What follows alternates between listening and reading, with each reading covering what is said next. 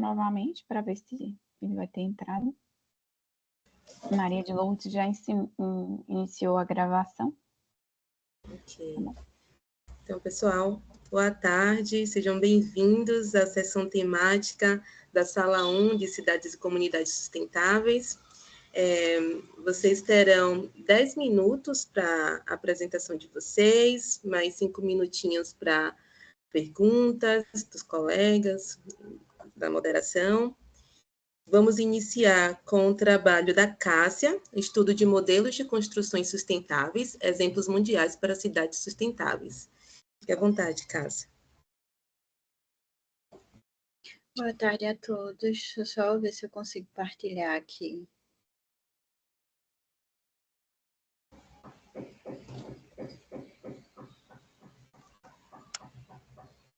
Estão dando para visualizar?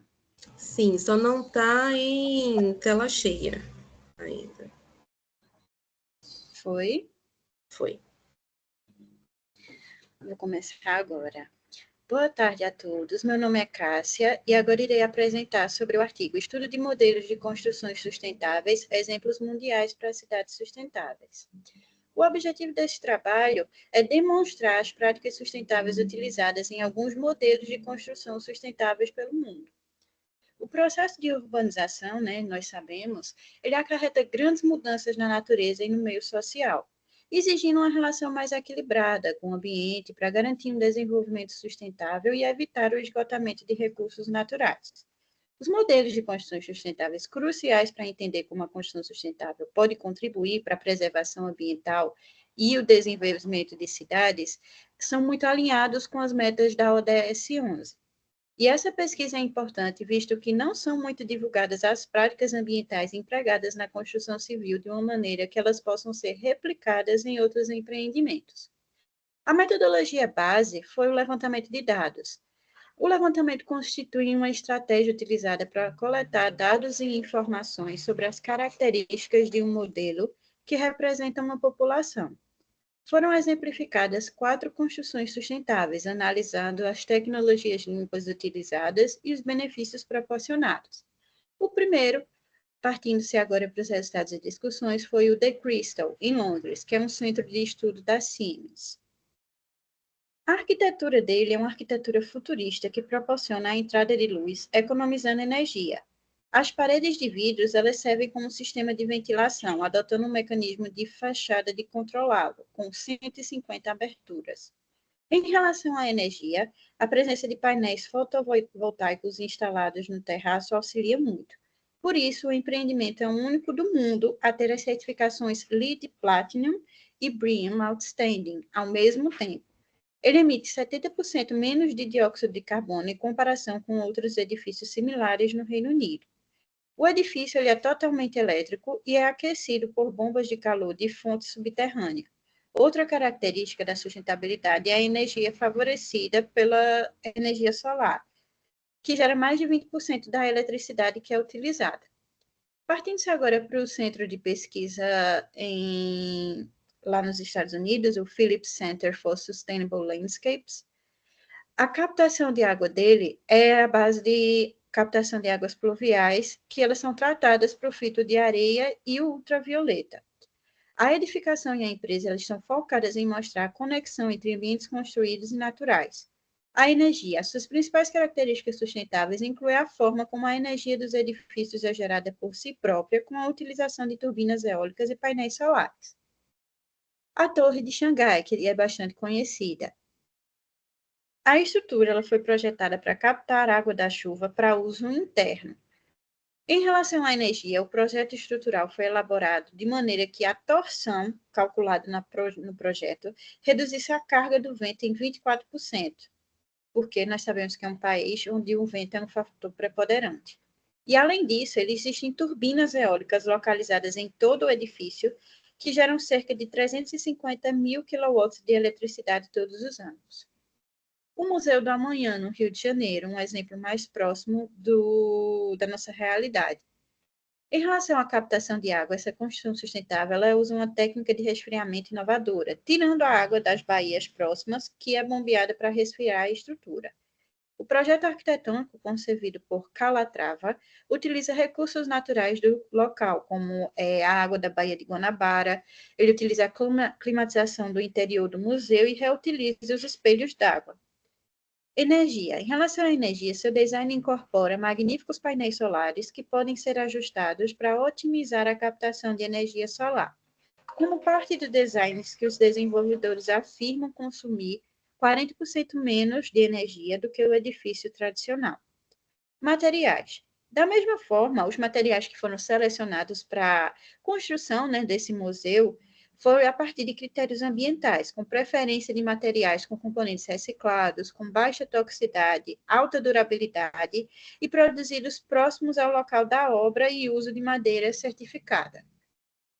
Como conclusão, nós observamos que a sustentabilidade na construção ela engloba uma série de princípios voltados para a minimização do impacto ambiental ao longo do ciclo de vida de um edifício. E, conforme demonstrado nos resultados, a construção sustentável ela não apenas contribui para a preservação do meio ambiente, mas também favorece uma série de benefícios tangíveis e intangíveis. As construções com tecnologias limpas, elas são econômicas, proporcionam a redução dos custos operacionais e fornecem medidas como a eficiência energética e a durabilidade dos materiais. Essas foram as referências utilizadas e muito obrigada pela atenção.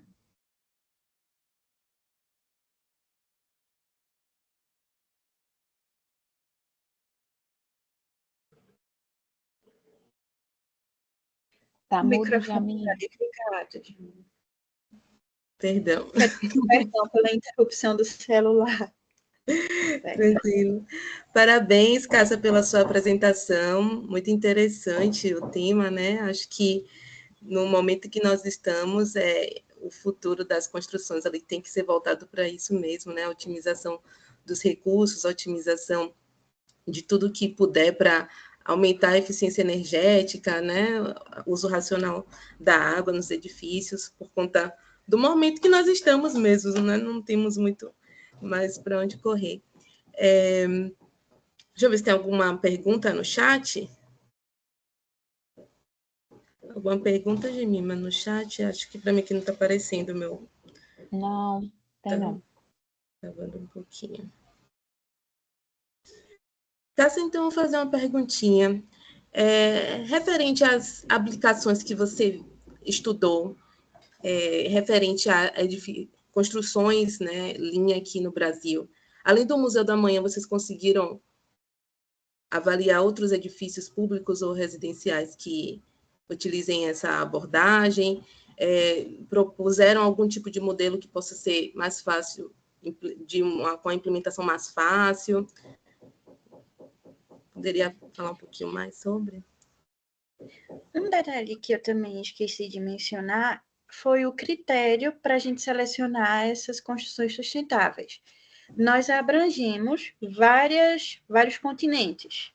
Por isso que temos uma da Ásia, temos uma da América do Norte, da Europa. Aí agora, partindo para a sua pergunta do Museu do Amanhã. Quando a gente fez a seleção das construções sustentáveis, nós buscamos avaliar, assim, exemplos mais preponderantes. No local, na área, em relação a prédios, o que foi visto mais foi aquela tradicional, como é que eu posso explicar? A tradicional uso de luz fotovoltaica.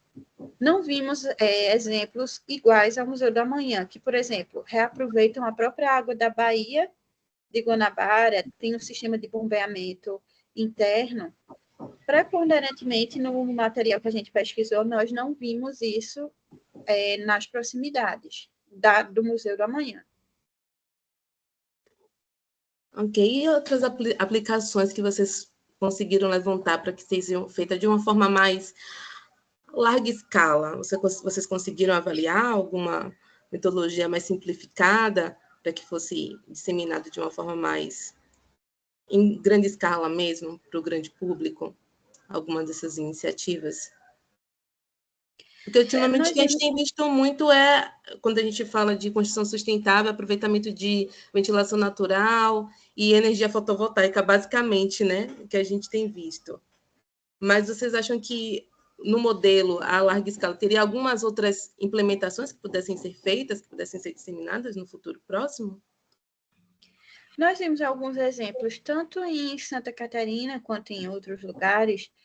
A preponderância também, fora esses fatores que você mencionou, de relação de energia fotovoltaica e aproveitamento dos ventos, vimos também de materiais recicláveis, como tijolo reciclável, que ainda assim tem barreiras para serem utilizados, mas vimos alguns locais que aplicam.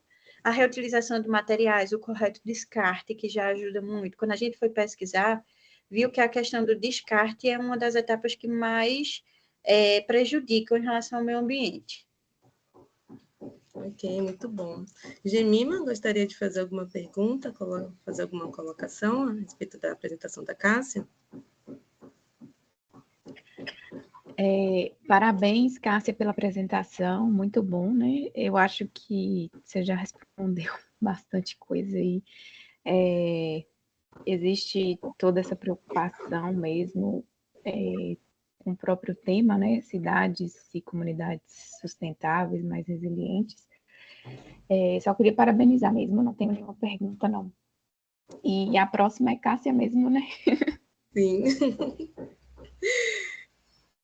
A gente tem um tempinho, a gente espera da 14h15? Não, eu acho que pode continuar. A gente pode só ver se o Cássia pode já ir compartilhando, mas se o pessoal do outro trabalho chegou, né? Já de uma vez também. É a Júlia, que vai apresentar o tema Indicadores de Sustentabilidade para Medir o Impacto Ambiental de Atividades Humanas, o autor desse trabalho. É João Igor. Não chegou ainda, de hoje. João Igor, Melquisedeque ou Yasmin? Acho que não. Tá. Então pode seguir, Jamile. Ok, Cássia. Agora teremos a apresentação do trabalho intitulado Metodologia Lean Construction no setor da construção civil, um exemplo de tecnologia limpa. Fique à vontade, Cássia. Obrigada pelas considerações e vamos agora para outro trabalho. Deixa eu conseguir compartilhar de novo.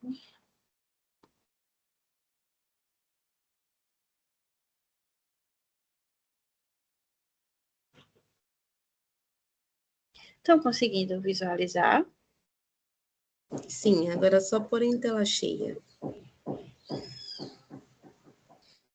Está em tela cheia?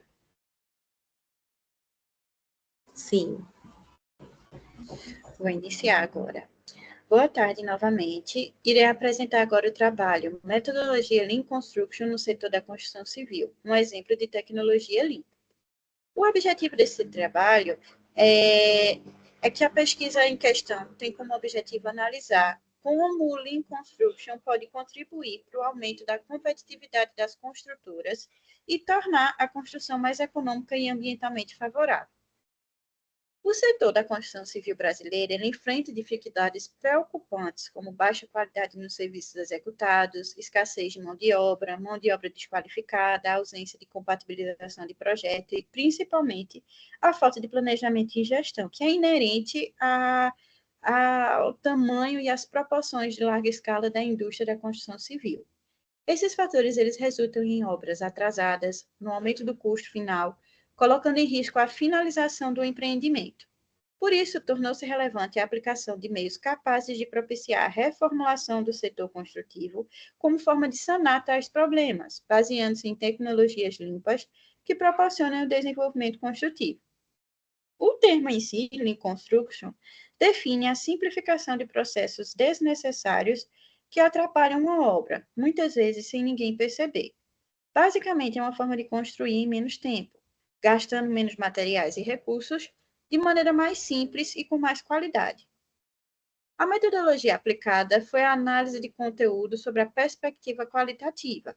Nessa abordagem, o objetivo central da pesquisa é entender a explicação do fenômeno do Lean Construction através dos trabalhos científicos e dados pré-existentes. Um dos trabalhos científicos base analisado foi a aplicação de ferramentas do Lean Construction no gerenciamento de empreendimento da construção civil, de Rodrigues e Conforte, de 2024, que é um trabalho recente, onde eles analisaram uma construção de 92 metros quadrados. Em relação aos resultados de discussão, o mercado evoluiu e as tecnologias surgiram para tornar a construção cada vez mais inteligente. Porém, o setor da construção civil ainda está no início da jornada para mudar sua realidade e adotar tecnologias limpas. Sendo mais produtivo e eficiente, não só o setor, mas a economia e principalmente todos nós, clientes e usuários desse mercado, têm muito a ganhar.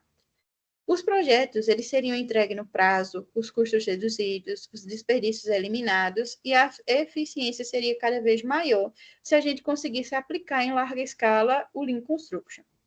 Uma das vantagens mais importantes do Lean Construction é a busca para redução considerável ou completa eliminação dos desperdícios, pois apenas o necessário é comprado e todos os recursos eles são esgotados. O grande desafio que as empresas elas enfrentam, no entanto, é começar a implantar essa metodologia em sua cultura. A figura a seguir vai mostrar os princípios dessa filosofia. A gente sabe que quando se trata disso, a gente tem que ter uma mudança de base cultural para ampliar a aplicação do Lean Construction.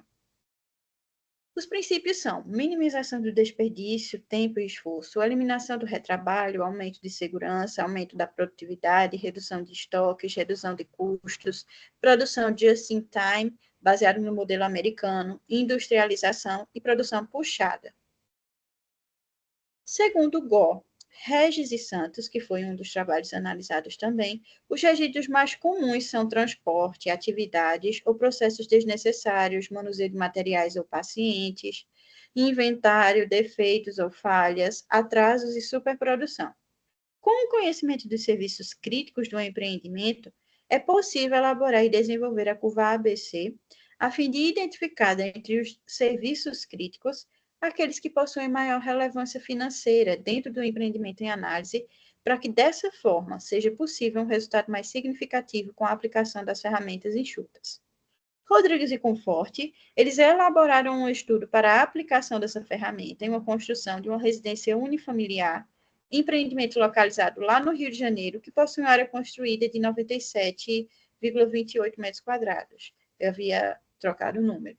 Esse trabalho ele demonstrou que, com a utilização das ferramentas de construção enxuta no gerenciamento de serviços críticos, eles obtiveram, no próprio cronograma físico e financeiro deles, a redução de custos, o aumento de integração entre as equipes do espaço de trabalho, a eliminação de erros no sistema produtivo, a facilidade de identificação de anomalias, a maior organização do espaço, a diminuição de desperdícios de tempo e material, entre outros apresentados.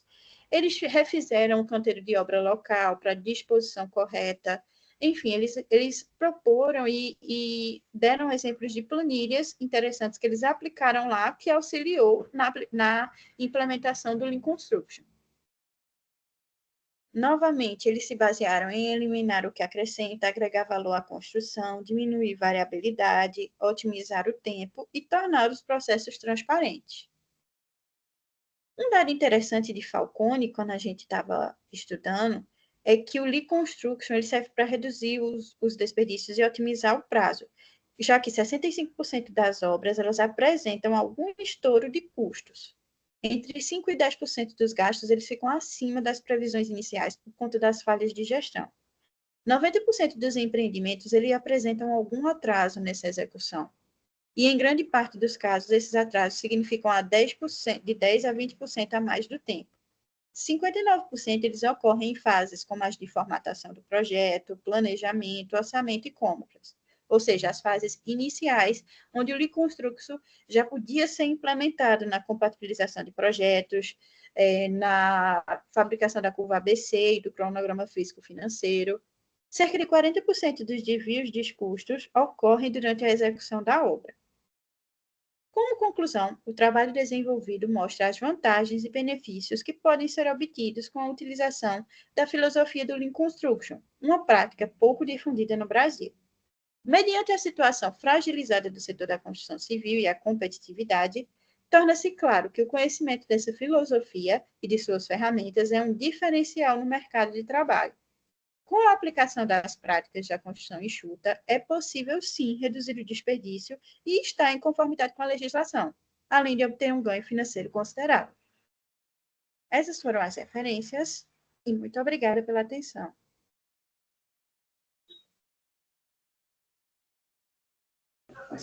Cássia, parabéns novamente. Acho que os trabalhos eles se complementam, né? Muito interessante. A gente já vê que o Lean Construction ele já vem com uma viabilidade econômica muito apelativa, que eu acho que é um dos grandes diferenciais quando a gente fala do just in time, desde a fabricação de toda a matéria-prima para a construção, até evitar esses custos superfaturados das obras, que sempre acaba estourando o orçamento inicial. Então, eu acho que esse, de fato, é o futuro e as edificações daqui para frente vão adotar essa metodologia, porque só tem benefícios, né, de todos os lados. Parabéns, gostei do trabalho, muito, muito interessante mesmo. Alguém tem alguma pergunta a fazer, dúvida, sugestão para a Cássia? Temos 3 minutinhos ainda.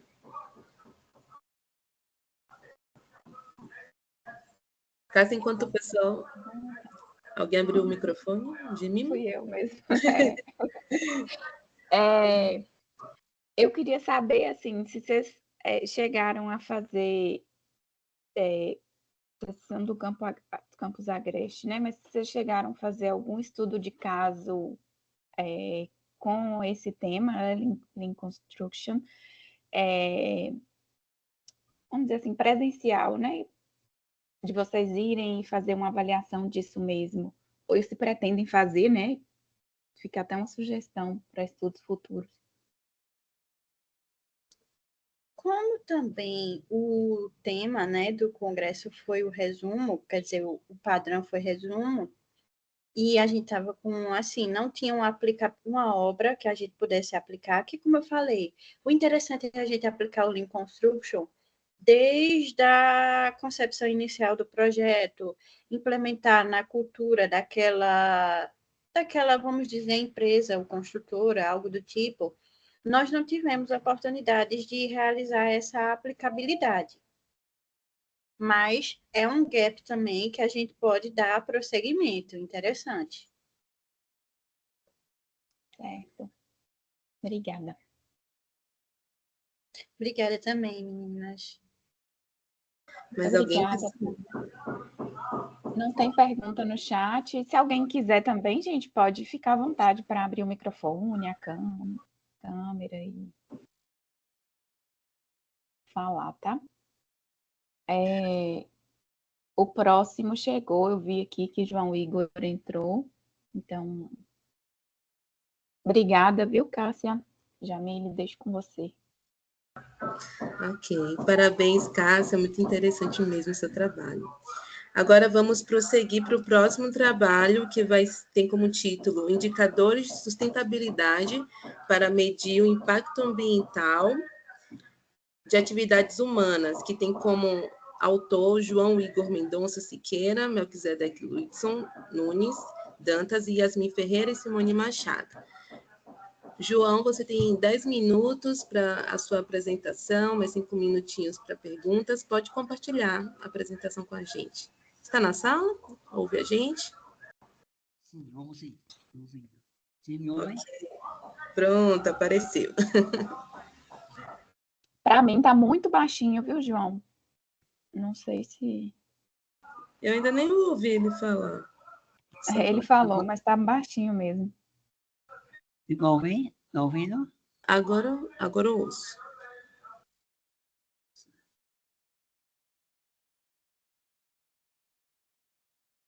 Consegue ver a apresentação? Sim, agora é só pôr em modo apresentação. Boa tarde. Meu nome é João Will, eu sou da Engenharia Aeronáutica e Agrimensura, do Departamento de Geografia da UFPE, Campus de Recife. Vou falar sobre o artigo Indicadores de Sustentabilidade para medir... João, perdão, ainda não está em modo apresentação. Não. Não.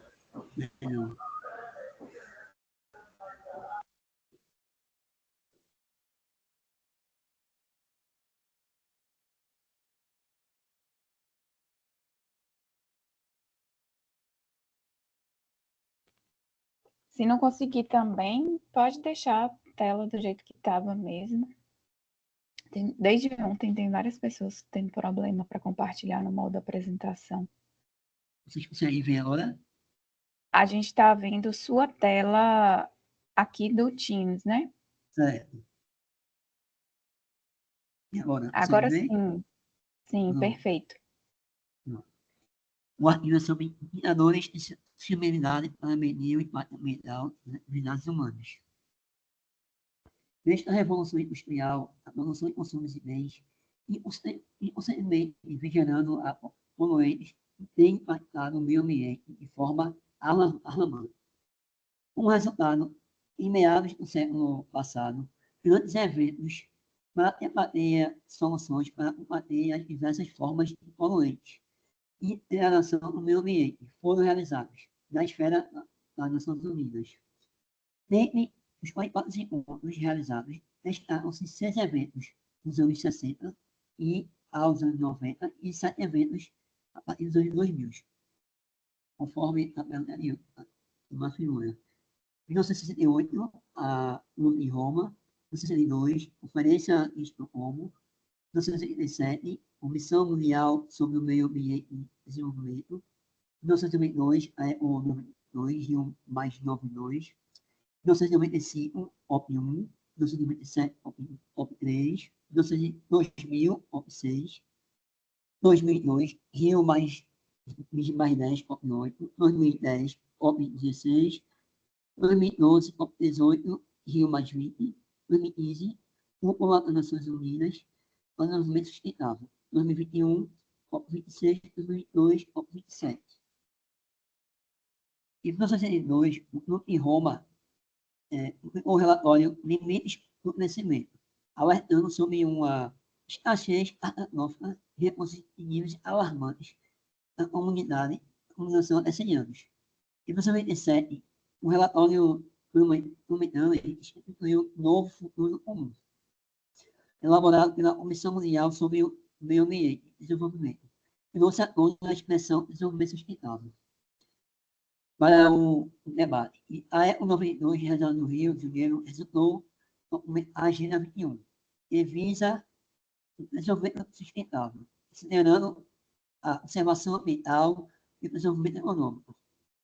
Em 1997, a Conferência das Partes, Convenção Mundial das Climas, realizada em Kyoto, resultou na emissão de Kyoto, documento que firma compromisso com a redução de emissões de gases de efeito estufa.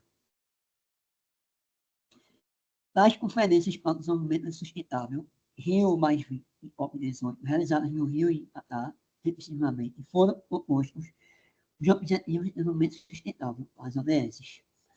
A Cúpula das Nações Unidas para o Desenvolvimento Sustentável, realizada em 2015, resultou na Agenda 2030 para o Desenvolvimento Sustentável. E, nesse momento, está acontecendo a COP29, lá em Abu, de 11 a 22 de novembro, em diplomatas dos outros países. Um dos assuntos abordados na COP22 foi o uso de indicadores ambientais, como instrumentos fundamentais para o desenvolvimento sustentável. Esses indicadores, para além da medição dos impactos ambientais, servem para o controle ambiental e como balizador das metas de decisão e a gestão ambiental. Os primeiros indicadores ambientais foi desenvolvido para avaliar a quantidade de água consumida nos Estados Unidos nos anos 70. Melhor. A pegada hídrica é baseado no volume total de água consumida durante a produção e o consumo de serviços. De acordo com a VADA, a pegada hídrica é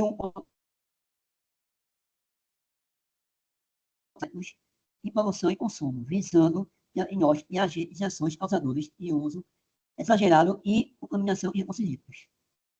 A pegada ecológica é um dos indicadores biofísicos introduzido na comunidade científica nos anos 90.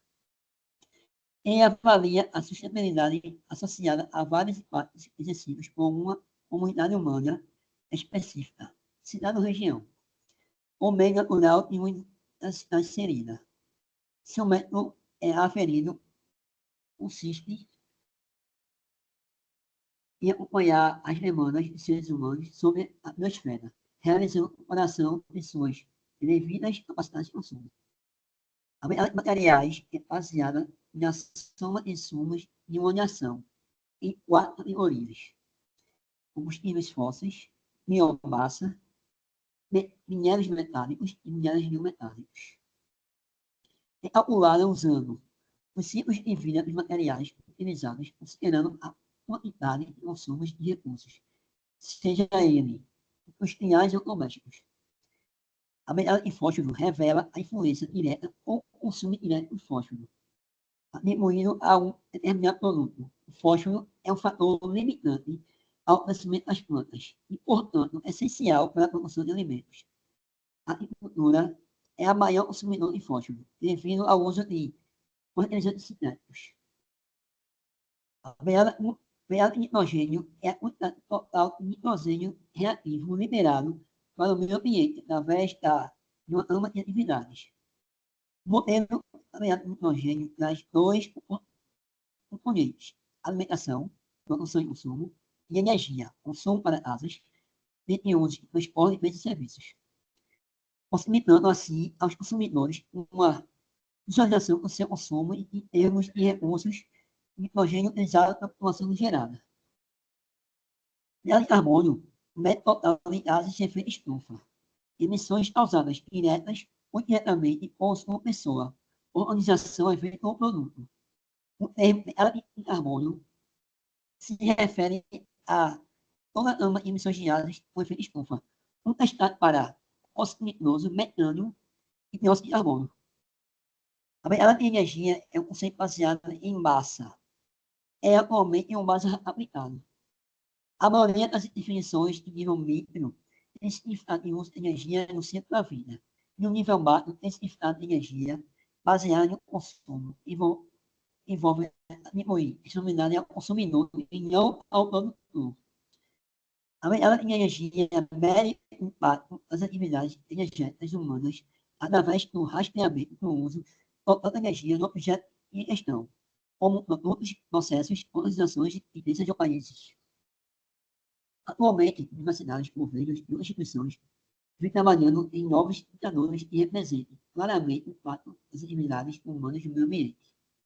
De acordo com Cora, a transição para uma economia circular se apresenta como um caminho viável para lidar com a pressão ambiental das atividades humanas, com redução substantiva da pegada ambiental,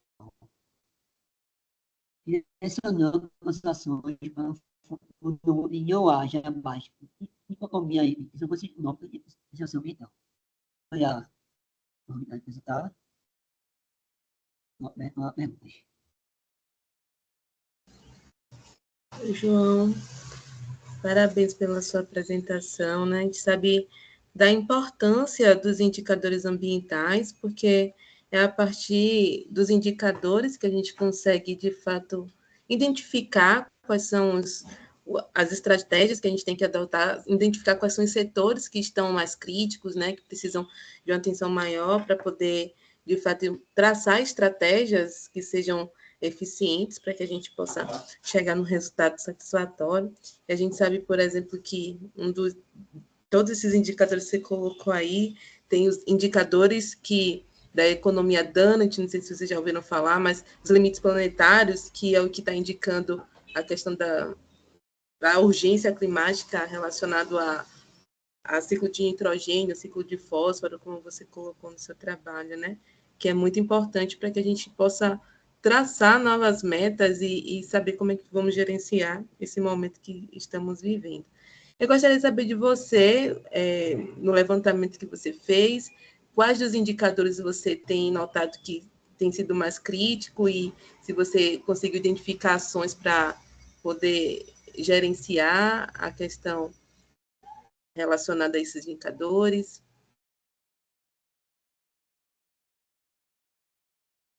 Você trouxe vários indicadores importantes, né? Foi. Desde pegada de Isso. carbono. A gente percebeu, na pesquisa, foi o mais utilizado foi a pegada de energia. Aí isso é a responsabilidade do usuário. É uma responsabilidade do. E também, assim, o que mais falar também é a pegada de carbono, em relação ao efeito estufa, e a pegada de água, em relação ao consumo responsável de um poluente também. É uma pegada já vem dos anos 1970, acho que está sendo utilizado. Ok. Alguém tem mais alguma pergunta para o João?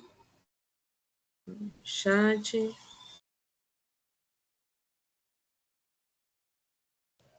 Não. Professora Chat não Gemima? tem, não. Professora Gemima? Pode descompartilhar, João, a tela.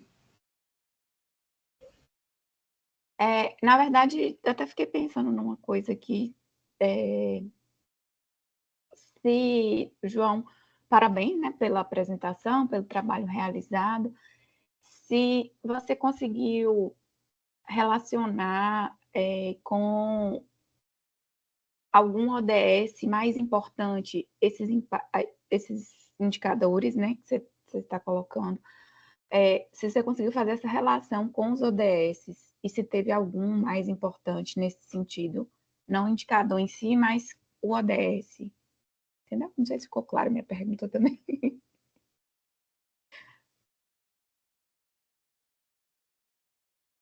Certo. Mas a gente se propôs em levantar os indicadores. A gente percebeu que, apesar de ser muito falado, não existe uma revisão em clubes. E é um assunto que vem atualmente sendo produzido. Mas esses indicadores em relação diretamente com as ONS. A gente não fez a relação realmente de relacionar a eles a da ODS. Não fez isso. Seria importante, acho que a gente está no próximo artigo relacionando sobre esses ODS.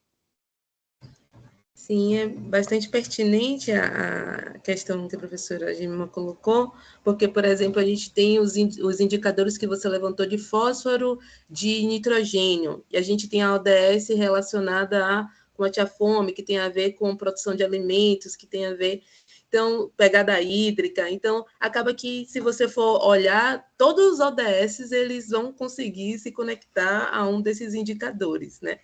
Então, um artigo que você consiga fazer essa associação, acho que daria uma ótima publicação aí para o futuro.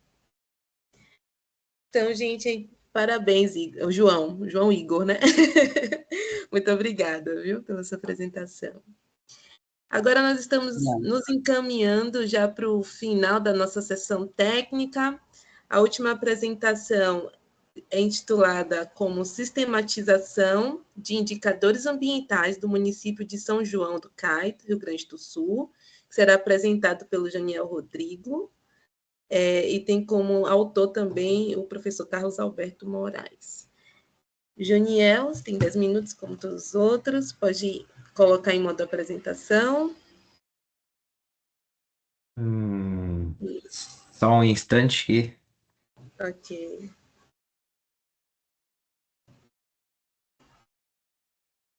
Não está em modo apresentação ainda? Ainda não. Tá, então deixa eu parar aqui de novo. Vou botar aqui.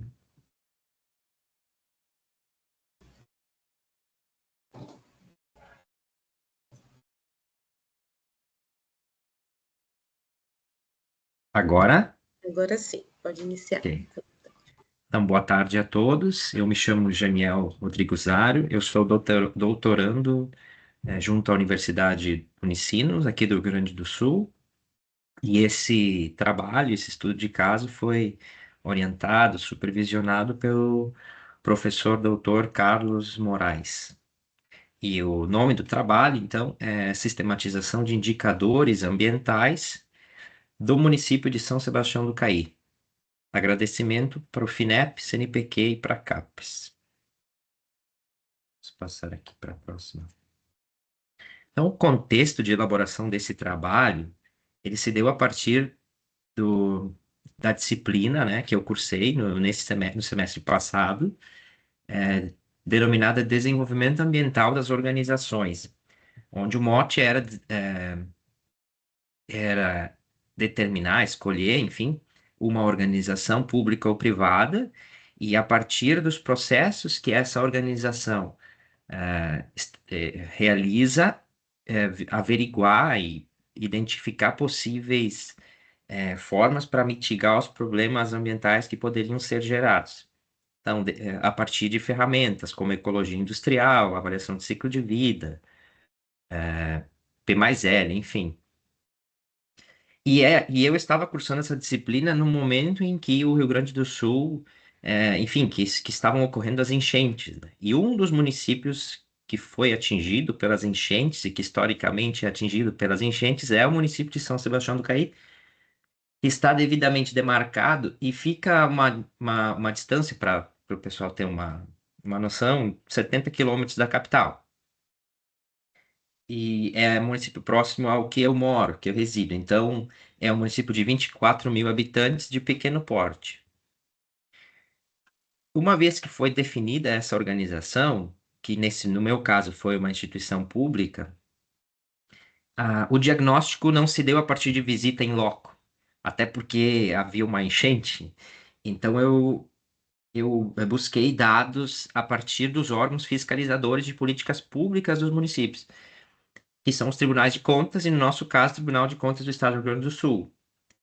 Eu verifiquei que a partir de 2020, o Estado do Rio Grande do Sul, o Tribunal de Contas do Estado, começou a avaliar de uma maneira mais séria as questões ambientais, o cumprimento de legislações e políticas públicas, sendo que eles elaboraram um manual, né? Manual não, um levantamento a partir de um questionário que eles enviaram para os municípios responderem, das situações de várias questões ambientais. Além disso, também fiz uso do relatório de auditoria específico do município. Anualmente, o tribunal audita os municípios e emite um relatório, e ali foi encontrado, então, que a lacuna, né, que o município, dentre várias lacunas, assim como a maioria dos municípios, ele não atende à Lei 140, artigo 9º, inciso 7º, que trata da existência do SISMUMA, que é o Sistema Municipal do Meio Ambiente, especificamente, no meu caso de análise, a existência de um conjunto de dados sistematizados a respeito de indicadores pertinentes à realidade do município em questão. Então, o objetivo geral do trabalho foi sistematizar dados de um ODS para contribuir com o SISMUMA, já que ele não existe até o momento, e especificamente realizar a série histórica desses indicadores que compõem o Objetivo de Desenvolvimento Sustentável e avaliar esses indicadores, para depois determinar se o ODS está sendo cumprido ou não. A metodologia, então, foi escolhido o indicador 12, que versa sobre o consumo e a produção de responsáveis. A fonte dos dados foi o SINISA, Sistema Nacional de Informações de Saneamento Básico. A partir desta fonte, desta coleta desses dados, foi elaborado um banco de dados numa planilha de Excel. E depois foi elaborado por meio de um dashboard para que o município pudesse, então, verificar e analisar a série histórica, né? Então, o ODS 12 foi escolhido por quê? Porque ele aborda indicadores relacionados a resíduos, a coleta de resíduos, né? Então, desde percentual de resíduos sólidos domiciliares coletados até recuperação de resíduos sólidos coletados seletivamente e o percentual da população que é atingida. E, como eu já falei, esses dados foram retirados do SINISA. O resultado, então, foi esse dashboard que eu elaborei para o município, com base na série histórica de 2015 a 2022. Interessante que nesse dashboard temos um outro município de mesmo porte, próximo a São Sebastião do Caí, mas que eu não fiz análise nesse trabalho que eu encaminhei pelo tamanho, enfim, não foi possível. Mas como eu trouxe o dashboard, então eu peço que vocês só ignorem. Então, o município da direita, né, esse em laranja.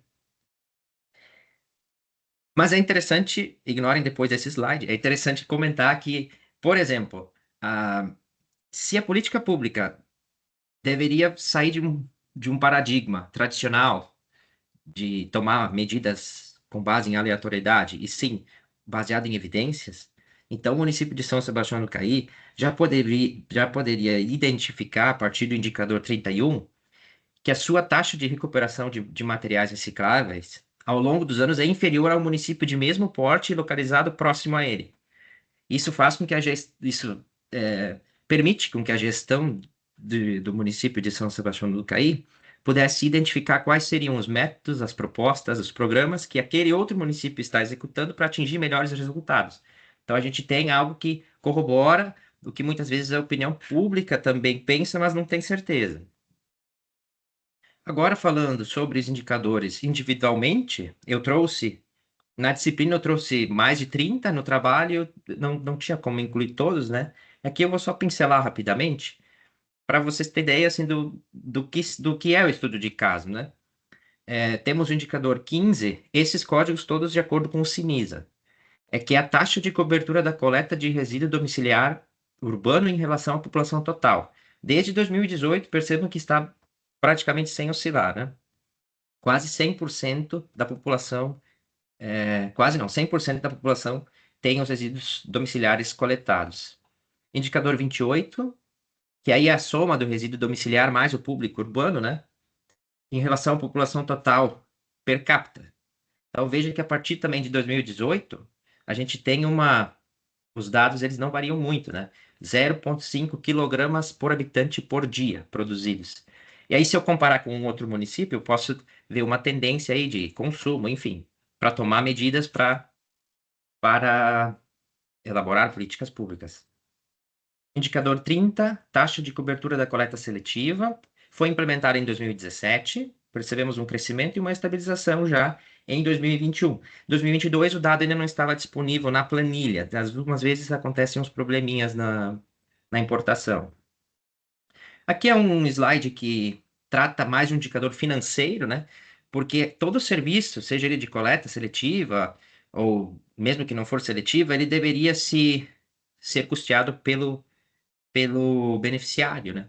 E percebe-se que no gráfico de baixo, o indicador 5, que historicamente isso não acontece no município de São Sebastião do Caí, como na maioria também, né? Porque cobrar taxas maiores é uma medida impopular e muitas vezes os governos não o fazem, mas isso prejudica um serviço que poderia ser mais benéfico para o meio ambiente. Portanto, concluindo, buscou-se sistematizar dados a fim de subsidiar políticas públicas baseadas em métodos que considerem evidências para o planejamento, execução e avaliação. Foi possível traçar o comportamento anual de indicadores que compõem o ODS e indiretamente avaliar esse ODS. Verificou-se que os indicadores abordados demonstram melhora ao longo dos anos. Há ainda queda no montante de resíduos coletados em relação à população urbana, conforme o indicador 21. A tipologia dos materiais recuperados quase não oscila. Então, fica em torno de plásticos 24%, metais 20%, vidros 10%, papel 29% e outros materiais 15%. Esses são os materiais recuperados a partir da coleta seletiva. O estudo permitiu averiguar ainda limitações em relação aos dados fornecidos pelo CINIS, ou seja, esses dados que o CINIS tem são autodeclaratórios, o município informa. E o que pode-se perceber é que muitas vezes os municípios não levam muito a sério essa atividade. Então, a gente não sabe se é um problema no CINISA ou o município que não enviou adequadamente. Alguns dados enviados pelo município estão flagrantemente incorretos. Entende-se que os dados sistematizados podem compor o Sistema Municipal de Meio Ambiente do município de São Sebastião do Caí, estabelecendo um movimento cultural inicial de organização de informações. Era essa a proposta, eu agradeço. Muito obrigado. Janiel, parabéns pelo seu trabalho, muito bom mesmo, e muito importante para se ter uma gestão mais efetiva, né, dos resíduos sólidos urbanos. Me chamou a atenção, agora ao longo da apresentação e agora no final eu acabei fazendo esse link, do slide onde você apresenta a taxa de recuperação de resíduos recicláveis, se eu não me engano, que em 2017 teve uma taxa de 30% e depois decaiu drasticamente e nunca mais chegou nem na metade. Aí, na conclusão, você colocou que tem dados que são incorretos, né? Aí tem alguma associação desse dado está incorreto, ou realmente havia uma política pública que foi retirada e não deu continuidade? Não tem nada que justifique o dado em 30%, em 30,15% naquela época. Não houve qualquer política pública implementada. Está mais para um equívoco na hora de informar. Eu tenho mais slides aqui, mas em virtude do tempo. Por exemplo, recuperação de material, a composição, a tipologia, né, dos materiais recuperados. Só para vocês terem ideia, de 2016 a 2020, os dados informados são exatamente os mesmos. Ou seja, aqui nós temos metais, 20% em 16, 17, 18, 19 e 20. Isso é muito improvável, né? O provável é que isso vá alterando. E todos eles, né? Porque são metais, plásticos, vidros, papelão e outros. As 5 categorias, neste mesmo período, ficavam com os mesmos valores. Me pareceu que a informação não foi técnica, foi uma informação que foi preenchida e que, portanto, nesse caso, não pode ser utilizada para fazer uma avaliação. Depende muito de quem vai analisar, né? De quem vai. Mas me parece que não faz sentido o mesmo valor. E eu também verifiquei em outros indicadores que são indicadores diferentes, mas que por meio de cálculos tu pode chegar, né? Em valores aproximados. E que foi informado algo que não era consistente com outro indicador. Então, por meio de por habitante, por exemplo, quilograma por habitante por dia, e depois o valor de coleta seletiva naquele ano era superior ao total coletado. O total coletado inclui coleta seletiva. Então não faz sentido a coleta seletiva ser superior, mas estava lá informado. Então a gente verificou várias inconsistências, mas outros dados possíveis de mais coerentes com a realidade, né? Daí a gente vê a importância realmente de se levantar indicadores e trabalhar para justamente tentar entender o que aconteceu naquele contexto e até ter essa análise crítica de se de fato aquilo aconteceu ou se não foi um erro de percurso. Então, quando a gente abre e vê, tem uma visão integrada sistêmica, né, do que você está trabalhando, você consegue, de fato, falar, não, isso aqui está fora da curva. Aqui eu ouvi, porque eu falei assim, nossa, deveria ter uma política pública muito boa nesse ano. Alguém entrou, fez um milagre e conseguiu, e depois não deu continuidade, isso realmente não faz sentido.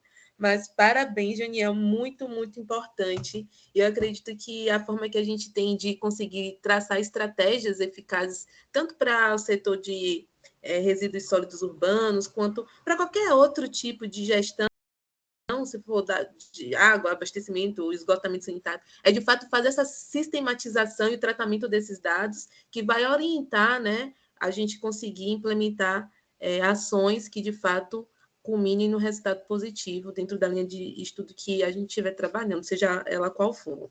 Muito obrigada. E agora, acho que não temos mais nenhuma apresentação. Se alguém quiser colocar alguma coisa, podem ficar à vontade. Professora Gemima, quer fazer alguma pergunta ao Janiel? Nem perguntei, perdão. Acabei. Não. Muito bom, parabéns, viu, Janiel? Eu isso, acho que não tem nada, a gente pode encerrar. Pode finalizar, Jamile? Então, com isso, a gente finaliza a nossa sessão 1 de Cidades e Comunidades Sustentáveis. Muito obrigada pela submissão dos trabalhos, pelas apresentações, pela troca que tivemos. E vamos continuar, ainda temos sessões na tarde de hoje, vocês podem participar, se vocês tiverem interesse. Foi enviado os links para o e-mail dos inscritos, né? Vocês podem continuar com a gente, assistindo as demais apresentações, e ainda teremos mini curso à noite também. Então, eu desejo que todos tenham uma boa continuidade de workshop. Tem uma pergunta, né? Apareceu aqui, Gemima. Jordane perguntou se o material será disponibilizado. Sim, né? Todos os trabalhos apresentados, eles vão para os anais do evento. Então, os resumos, né? Então, o texto escrito mesmo, que foi enviado e foi aprovado pela comissão avaliadora, eles estarão disponíveis posteriormente. E aí é acesso livre para todo mundo. Inclusive, os dos anos anteriores já estão disponíveis no site, tá? Quem tiver interesse de ver os trabalhos por sessão, os trabalhos que já foram apresentados, a gente tem de todos os anos do workshop de tecnologias limpas e desde quando também passou a ser workshop junto com a jornada de tecnologias limpas. Muito bom. É isso. Então, agora eu gostaria de convidar vocês a abrir a câmera rapidinho para a gente fazer um registro da nossa sessão. Você consegue fazer o print, Gemima? Consigo. Se vocês puderem, quem puder abrir a câmera para ficar bonitinho. Vai mandar para o pessoal da organização. Uhum. Vou tirar, peraí. X. Tirar mais uma, espera aí. Tirei uma, mas vou tirar outra. Rapidinho. 1, 2, 3 e X. Pronto. Pronto, muito obrigada, pessoal, pela participação de vocês e nos vemos nas próximas sessões, mesas redondas. Tchau, tchau. Boa tarde. Tchau. Obrigada a todos. Tchau. Obrigado.